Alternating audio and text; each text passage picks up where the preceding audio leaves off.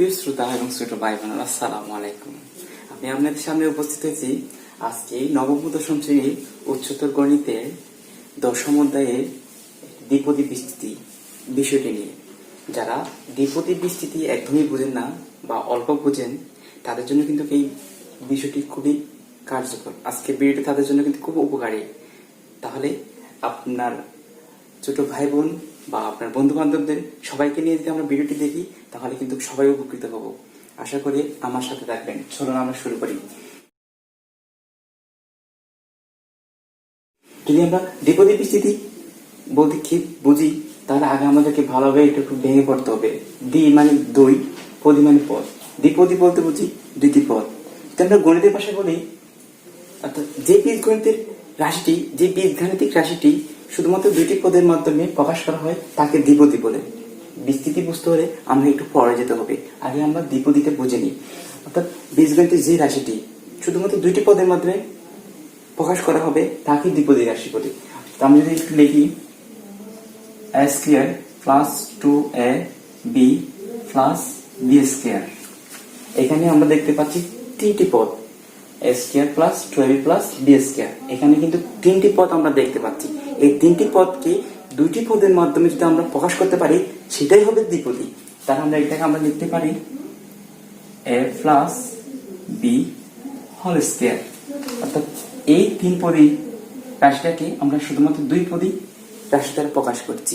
এটা হচ্ছে দ্বিপদী, আর এটা হচ্ছে ওই দ্বিপদীর বিস্তৃতি। তাহলে এখন আমরা ক্লিয়ার।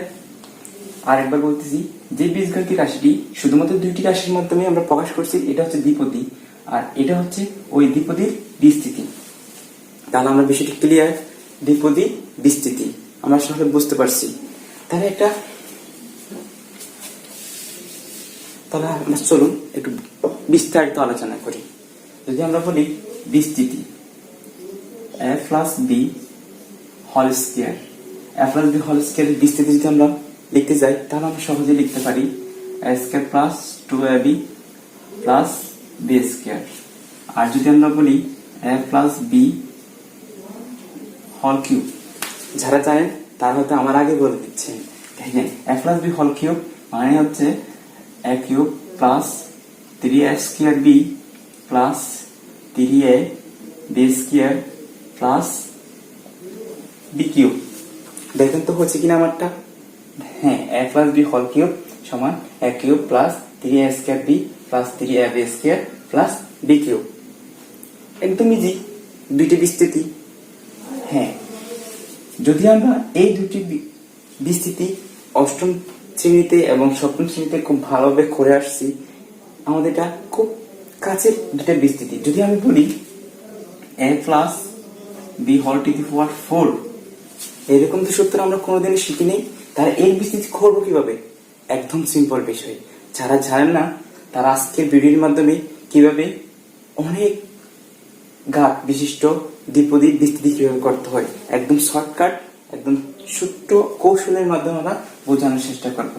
তাহলে এই a plus b whole to the power 4, a plus b whole to the power 5, a plus b whole to the power 6, এই যে এক্সেট্রা।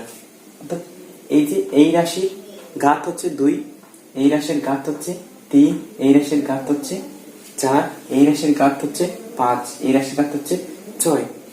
এটা এই ঘাতটা আরো অনেক বড় হতে পারে, 10, 20, 30, 50 ইত্যাদি হতে পারে। তাহলে এত বড় বড় ঘাত বিশিষ্ট দ্বিপদী রাশির বিস্তৃতি আমরা কিভাবে করবো?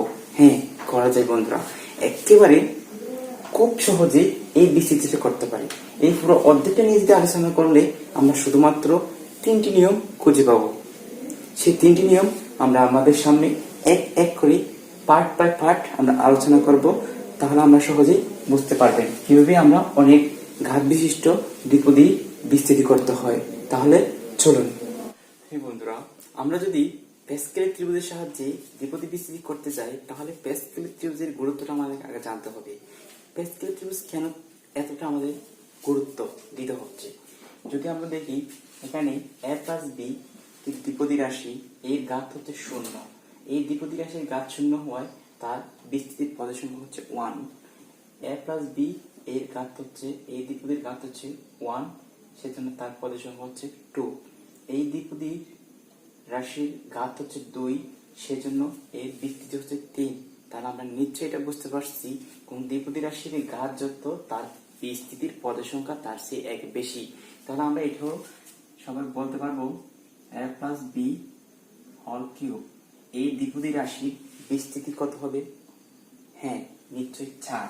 তাহলে দেখি a plus a whole cube plus 3a square b plus 3a b square plus b cube.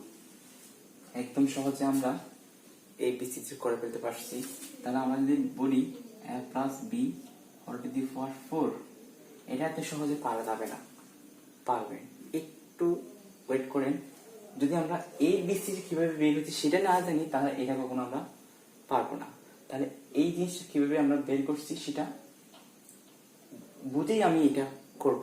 তাহলে দেখি a প্লাস বি হল কিউবের বিস্তৃতি যদি আমরা করছি, তাহলে এখানে দেখতেছি a প্লাস বি দুইটি পদ বিশিষ্ট রাশি। এই প্রথম পদ a, দ্বিতীয় পদ b। এখানে তো আমরা চলকগুলো খেয়াল করি, সহগ এখন নাম, সহগের কথা একটু পরে আসবে। চলকগুলো যদি আমরা খেয়াল করি তাহলে এখানে a এর ঘাত হচ্ছে 3, এখানে a এর ঘাত 2, এখানে a এর ঘাত 1, এখানে a এর ঘাত মনে মনে 0 আছে। তাহলে b এর ঘাত যদি আমরা দেখি, এখানে b এর ঘাত মনে মনে 0 আছে, এখানে b এর ঘাত 1, b এর ঘাত 2, b এর ঘাত 3। তাহলে এখানে দেখতেছি যে আমরা প্রথম পদে পাওয়ার ক্রমান্বয়ে ঘাত যত সেখান থেকে ক্রমান্বয়ে এক এক করে কমতেছে, এবং দ্বিতীয় পদ বি এর পাওয়ার 0 থেকে এক এক করে বৃদ্ধি হয়ে এখানে ঘাত যত তত হয়েছে। তাহলে এখানে a plus B whole to the power 4, এই দ্বিপদী ঘাত হচ্ছে 4, এখানে নিশ্চয় পদের সংখ্যা হবে যে 5। যদি আমরা খেয়াল করি তাহলে এই প্রথম পদ a এর পাওয়ার হবে 4, এবং ক্রমান্বয়ে এক এক করে a এর পাওয়ার কমবে এবং b এর পাওয়ার 0 থেকে এক এক করে ক্রমান্বয়ে বৃদ্ধি পাবে। তাহলে b এর পাওয়ার 0 প্লাস, এবং a এর পাওয়ার এখানে 3 হয়ে যাবে, b এর পাওয়ার 1 হবে, প্লাস a এর পাওয়ার এখানে 3 থেকে 1 চলে গেলে 2 হবে, এবং b এর পাওয়ার 1 থেকে 1 বেড়ে 2 হবে, প্লাস a এর পাওয়ার 2 থেকে 1 কমে গেলে 1 হবে, b এর পাওয়ার 1 বেড়ে গেলে 3 হবে, প্লাস a এর পাওয়ার যদি কমে যায়, a এর পাওয়ার 1 থেকে 1 কমে গেলে 0 হবে, b এর পাওয়ার 3 এর সাথে 1 যোগ হলে এটা b এর পাওয়ার 4 হবে। তাহলে আমরা এখানে নিশ্চয়ই 5টি পদ আমরা লক্ষ্য করতেছি, যেহেতু এর ঘাত 4, এর পদের সংখ্যা আমরা 5টি পেয়েছি। তাহলে আমরা যদি একটু কাজটা করে দেখি তাহলে হবে a two the power 4, b এর পাওয়ার 0 সেজন্য 1 হয়ে গেছে, প্লাস এখানে a কিউব b এর পাওয়ার 1, প্লাস এখানে a square b square, plus এখানে a এর পাওয়ার 1 b কিউব, প্লাস এখানে a এর পাওয়ার 0 সেজন্য 1 b টু দি পাওয়ার 4। হ্যাঁ বন্ধুরা, আমরা সহজেই দ্বিপদী বিস্তৃতির চলকগুলো পেয়ে গেছি। এখন আমাদের প্রয়োজন এই সহগ, যেমন এই দ্বিপদীর বিস্তৃতি যদি আমরা লক্ষ্য করি, এখানে এর এই পদের সহগ 1, এই পদের সহগ 3, এই পদের সহগ 3, এই পদের সহগ 3, কিন্তু এখানে আমরা সহগ দেখতে পাচ্ছি না। তাহলে এখন আমরা চলকগুলো কিভাবে বের করতে হয় যে কোনো দ্বিপদী আমরা এটা বুঝতে পারছি, কিন্তু সহগগুলো কিভাবে বসাবো সেটা এখনো বুঝতে পারি নাই। আমরা এখন শিখবো কিভাবে প্যাসকেল ত্রিভুজ ব্যবহার না করে খুব অল্প সময়ে একদম দ্রুত তার সঙ্গে যে কোনো বিস্তৃতি ইজিলি করতে পারি। তাহলে চলুন দেখি। যদি আমরা বলি a প্লাস বি হল টু দি পাওয়ার 4 এর বিস্তৃতি করো, যদি এই বিস্তৃতি করতে গেলে আমরা খুব সহজে আমরা করতে পারবো। একদম সহজ কৌশল হচ্ছে, এখানে এর ঘাত কত 4, নিশ্চয় এর বিস্তৃতির পদের সংখ্যা হবে যে কি 5টি, সেজন্য আমরা এর ঘাত যত সেই ঘাতটি আমরা 5 পার লিখব। 1 2 3 4 5। তাহলে এই দ্বিপদী বিস্তৃতি করার জন্য এই দ্বিপদী রাশির ঘাত যত আমরা সেই ঘাতটি 5 বার লিখছি, কারণ এই দ্বিপদী রাশির বিস্তৃতি হবে যে 5 পদ বিশিষ্ট। একদম সহজ কৌশল কিন্তু। এখন আমরা চলি, যদি এখানে শূন্য থেকে যদি শুরু করি তাহলে এখানে 4 এর নিচে শূন্য হবে 1 2 3 4। তাহলে এখন আমরা এখানে সহগ নির্ণয়ে সহজ কৌশল, এখন আমরা বসাবো এখানে চলক। কিভাবে চলক বের করতে হয় একটু আগে কিন্তু আমি সবকিছু সুন্দর করে বোঝানোর চেষ্টা করছি। এখানে a, তাহলে এখানে a এর পাওয়ার হবে যে কত 4, b এর পাওয়ার হবে 0 প্লাস এখানে a এর পাওয়ার হবে যে 3, a এর পাওয়ার এক এক করে কমবে, b এর পাওয়ার এক এক করে বৃদ্ধি পাবে, তাহলে b এর পাওয়ার হবে যে 1 প্লাস এখানে a এর পাওয়ার হবে 2, b এর পাওয়ার 2 প্লাস এখানে a এর পাওয়ার হবে 1, b এর পাওয়ার হবে 2 প্লাস এখানে a এর পাওয়ার হবে 0, b এর পাওয়ার হবে এখানে 3 সরি এখানে b এর পাওয়ার হবে 3, এখানে b এর পাওয়ার হবে 4। হ্যাঁ, আমরা a এর পাওয়ার এক এক করে কমছে এবং b এর পাওয়ার এক এক করে বৃদ্ধি পেয়েছে। তো বন্ধুরা যদি আমরা দেখি তাহলে দেখতে পাবো এখানে 4 এর নিচে একটা শূন্য আছে, তাহলে আমাদের একটা সূত্র আছে, এটা হচ্ছে কি n 0 is equal to 1, n 0 is equal to 1, এখানে n এর জায়গায় যদি 4 আছে 4 0 is equal to 1 হবে, তো সামথিং 0 1,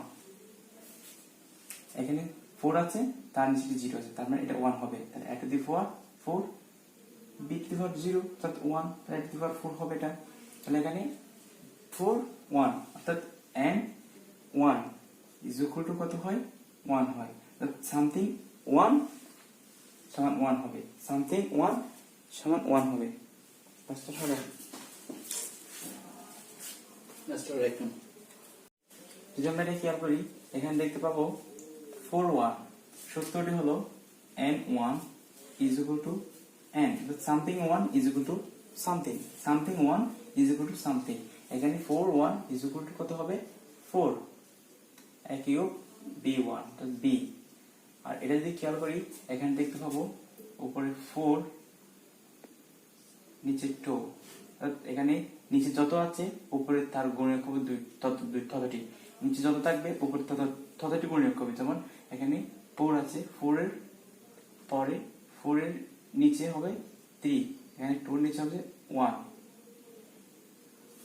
আর এখানে হয় a square plus b square plus এখানে যদি হয় নিচে কত আছে 3, অর্থাৎ এখানে 4 এর পরে 4 সহ নিচে 3 সংখ্যা হবে 4 into 3 into 2, এখানে হবে 3 into 2 into 1, এদিকে এখানে আছে a b কিউব প্লাস এখানে 4 নিচে 4 আছে, এই সূত্রটি হচ্ছে n is equal to 1 অর্থাৎ সামথিং সামথিং সমান 1, n আর n উপরে n নিচে n সমান কত হয় 1, এখানে উপরে 4 নিচে 4 সমান কত 1, 1 হলে এখানে a to the power 0 is equal to 1 তো b to the power 4 হয়, তাহলে আমরা যদি খেয়াল করি তাহলে হয় a to the power 4 plus 4 a cube b plus আমরা এখানে কাটাকাটি দিই 2 আর 4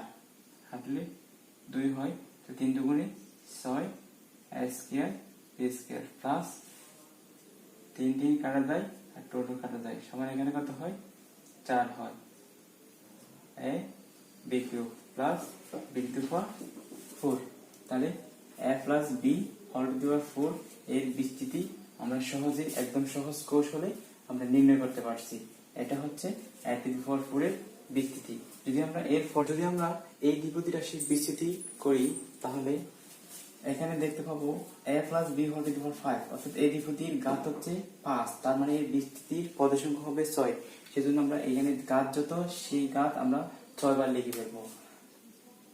সহগ নির্ণয় করার এটা সহজ কৌশল 2 3 4 5 6, তাহলে আমরা নিচে 0 থেকে শুরু করলে 1 0 1 2 3 4 5, তাহলে আমরা এখন সহগ নির্ণয় করার জন্য আমরা সংখ্যাগুলো বসায় রাখছি, এখন আমরা বসাবো চলক, তাহলে চলক বসানোর অর্থাৎ চলক বসানোর আমরা কৌশলটা একটু আগে দেখে নিচ্ছি।